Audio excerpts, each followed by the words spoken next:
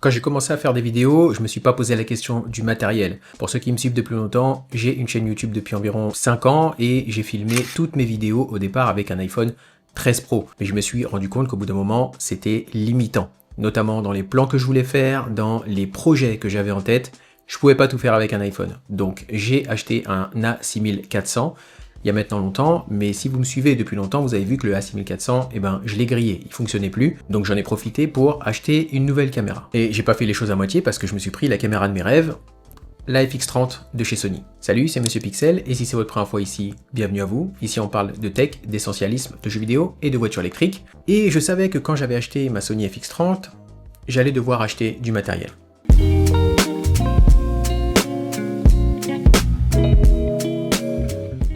Du coup, filmer avec la FX30, c'est vraiment devenu quelque chose d'incroyable, en tout cas pour moi. Il y a une vidéo qui est vraiment assez pro que j'ai beaucoup aimé, c'était la vidéo où j'ai testé la F4 à la Ferté-Gaucher, et ça a été filmé entièrement avec ma FX30. Bref, toutes les vidéos en extérieur sont filmées avec la FX30, donc je me suis rendu compte qu'il y avait quand même des petits problèmes, si on peut appeler ça des problèmes, et donc j'ai solutionné ça avec Smallery, et je vais vous dire pourquoi j'ai précisément choisi ces objets-là. Pour commencer, quoi de mieux qu'une cage? Donc Smallery m'a envoyé la cage FX30 avec tout inclus, notamment le top handle. Et ce qui est bien avec ça, c'est que ça permet de décupler les prises accessoires de la FX30. Parce que dans cette caméra, on a des entrées, mais elles sont très peu. On en a 3 sur le dessus, on en a une de chaque côté. Et en dessous, on en a une aussi pour fixer trépied, etc. Pouvoir mettre cette cage-là sur la FX30 a vraiment changé mon workflow. Comme vous pouvez le voir, il y a des entrées absolument partout. En dessous, quelque chose qui est fixé avec. Et on se retrouve avec une petite pièce comme ça qui permet de visser les appareils dessus. J'ai aussi installé le top handle qui permet de centrer la poignée. Et justement, la poignée, la voici. C'est la poignée NATO Top Handle. Et ça change vraiment la prise en main de la FX30. Alors la prise en main est déjà bien, mais avec ça, c'est encore mieux. Alors, il y a deux écoles, il y en a une qui la met en avant, et il y en a une qui la met en arrière. Moi, je préfère la mettre en avant, et je vais vous montrer pourquoi. C'est pour fixer des trucs dessus de façon plus facile. Et ça, c'est pareil. Une fois qu'on a ça, on peut plus revenir en arrière, surtout sur les shootings extérieurs. C'est beaucoup mieux d'avoir ça. Pour plus de fixation, la troisième chose que j'ai fixée, c'est la poignée. C'est une poignée latérale, pareil, c'est la NATO Side Handle. Pourquoi NATO? Parce qu'on peut la fixer grâce au rail qui est sur la cage. Donc sur la cage, on a un petit rail sur le côté et ça permet de fixer la poignée. Ce qui est bien, c'est qu'on peut avoir la pièce qui est fournie à l'intérieur, qui permet de dévisser les deux entrées sur le côté et ça permet de glisser plus ou moins vers le haut la poignée, et ça aussi c'est plutôt pas mal. Et ce qui est bien avec cette poignée, c'est qu'on a non seulement les 3 points qui permettent de fixer des nouveaux objets, des nouveaux accessoires, mais moi j'utilise l'entrée ici pour fixer mon micro, mais je vais vous en parler un petit peu après. Une autre pièce qui est vraiment très importante, c'est la V-mount batterie. Et ça permet de fixer la batterie aussi. Alors pour ce qui est batterie, moi j'ai la VB99 mini, mais l'avantage de cette V-mount, c'est qu'on peut gérer l'inclinaison, on peut gérer la profondeur, et pareil, elle se glisse grâce au rail qu'il y a en dessous de la caméra.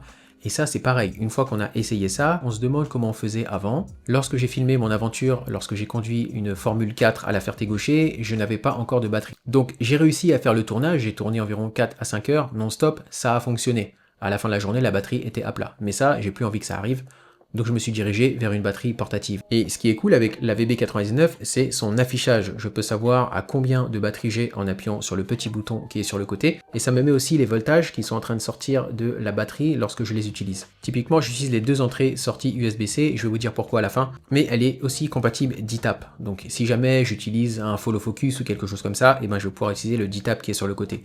Pour l'instant, j'en ai pas besoin. Je branche ma caméra en USB-C depuis la batterie vers la caméra et ça fonctionne très bien. En ce qui concerne le micro, j'utilise le Rode VideoMic NTG et il fonctionne super bien. Je l'ai acheté d'occasion sur Amazon. Je vois pas l'intérêt d'acheter du neuf si je peux l'avoir en occasion. Ça fonctionne vraiment très bien. Je l'utilise autant en intérieur qu'en extérieur. Et quand je suis en extérieur, j'utilise aussi ça que je mets dessus et ça permet d'atténuer les bruits extérieurs. Alors c'est pas aussi efficace qu'une moumoute, mais ça fonctionne vraiment super bien et je l'utilise vraiment tous les jours, surtout quand je filme à l'extérieur. J'ai 3 objectifs que j'utilise tout le temps. Le premier, c'est le Tamron 17-70 mm. J'utilise 99% du temps cet objectif. Ça me permet d'avoir quand même assez de marge lorsque je veux filmer des choses de plus près ou de plus loin. Et pareil, ça je l'ai acheté d'occasion et je vois pas pourquoi j'aurais acheté ça tout neuf.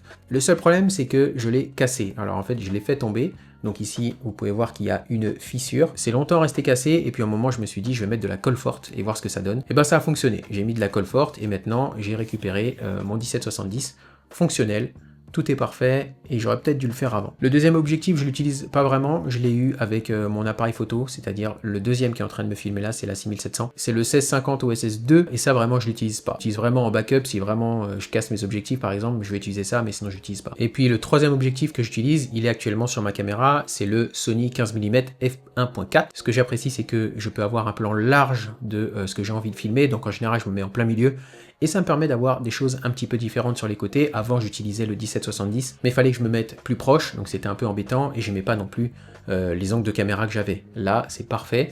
Et je l'utilise aussi beaucoup lorsque je filme en extérieur, des plans larges et des plans un peu plus complets. Pour ce qui est des filtres, parce que lorsqu'on filme en extérieur, il faut absolument des filtres pour pouvoir contrôler la lumière et contrôler tout ce qui rentre dans l'objectif photo. Et pour ça, moi j'ai fait confiance à Urs. Alors disclaimer, ils m'ont envoyé ces objectifs-là. Je vais en faire une vidéo un petit peu plus tard, mais j'utilise typiquement le filtre UV, donc que je mets d'office sur mon objectif, par exemple le 17-70. J'utilise pas beaucoup le filtre CPL, mais j'utilise surtout le UV et le ND8. Et le ND8, ça me permet de contrôler la lumière extérieure.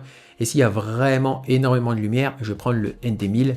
Mais en général, je l'utilise jamais. Alors ce que j'aime vraiment avec Urs, c'est la qualité de fabrication. Ça, c'est le Essentiel Kit. Mais j'ai aussi le ND32. Et le ND32, on peut modifier la luminosité, on peut modifier le filtrage pendant qu'on filme. Donc ça, c'est vraiment bien et c'est aussi un de mes préférés. Et c'est bien tout ça, mais pour pouvoir monitorer tout ce que je filme en extérieur, surtout quand il y a beaucoup de lumière, parce qu'on peut pas dire que l'écran du FX30, même si on peut le bouger dans tous les sens, c'est la meilleure des choses, et ben j'utilise un truc un peu particulier parce que j'utilise mon téléphone.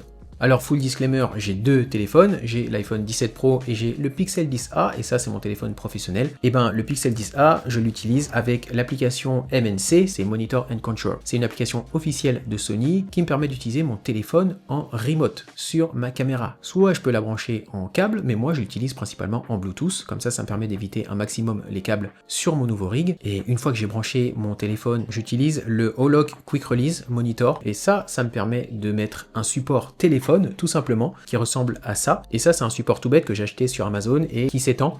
Et ça me permet de mettre mon Pixel 10a à l'intérieur et de brancher ça grâce à l'entrée ici sur le top handle que je vous ai montré au début de la vidéo. Et voilà, c'est super simple, franchement je ne me suis pas pris la tête. Pour ce qui est des branchements, c'est assez simple, il y a trois câbles sur mon rig. Le premier, c'est le câble micro. Alors moi j'utilise le câble qui a été fourni dans mon Rode NTG VideoMic pour brancher la FX30 sur le micro, donc ça c'est très simple et c'est un tout petit câble. Donc ça ne traîne pas et j'apprécie beaucoup. Pour ce qui est de l'énergie, j'utilise le câble qui était fourni à l'intérieur du micro. Ça me permet d'avoir de l'alimentation depuis la VB99 sur la FX30. Comme ça, je ne manque absolument jamais de batterie. Je peux tourner toute la journée sans aucun problème. Et le dernier câble que j'utilise, c'est un câble de chez SmallRig et c'est un câble torsadé. Et ça, pourquoi torsadé? Parce que ça permet de limiter l'espace. Une fois que c'est torsadé, ça réduit beaucoup l'espace et ça c'est hyper important dans un rig comme ça. Et je branche ce câble là depuis la batterie VB99 sur mon Pixel 10a. Comme ça, mon Pixel 10a ne manque jamais de batterie non plus. Voilà comment je me suis monté un rig professionnel grâce à SmallRig. Je n'ai plus aucun problème de batterie, j'ai une énorme ergonomie, j'ai une bonne appréhension de mon appareil. Et lorsque je tourne avec ce rig là, je peux vous garantir que j'ai plus aucun problème. Donc si jamais vous avez envie de vous construire un rig comme le mien, je vais tout vous mettre dans la description. Encore une fois, j'ai pas été payé par SmallRig et ce qui est bien, c'est que si vous avez aimé, mes liens sont affiliés. Donc je pourrais gagner une petite commission si vous commandez par rapport à mes liens dans la description de la vidéo. Voilà, c'était la vidéo sur mon rig professionnel avec ma FX30. J'espère que ça vous a donné des idées ou que ça vous a aidé. Et si vous êtes encore là, merci d'avoir regardé la vidéo jusqu'à la fin. C'était Monsieur Pixel. Peace.